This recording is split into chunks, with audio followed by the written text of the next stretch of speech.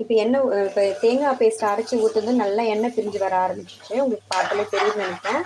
இது லைட்டாக ஒரு தடவை கலந்துக்கலாம் அடி பிடிக்காமல் இருக்கிறதுக்கு.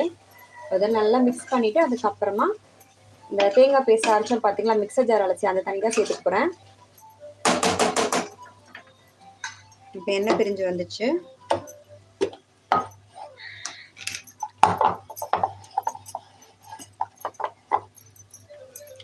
இப்போ மிக்சர் ஜார் அரைச்சி தண்ணி சேர்த்துக்கலாம்.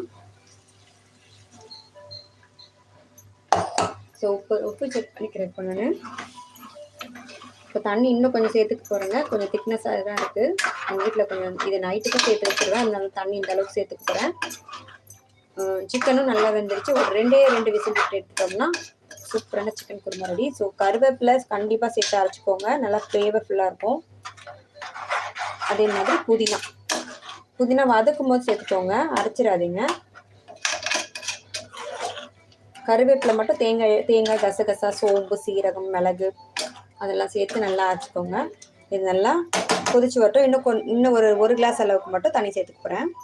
ஸோ உப்பு காரெல்லாம் செக் பண்ணிக்கிறேன்.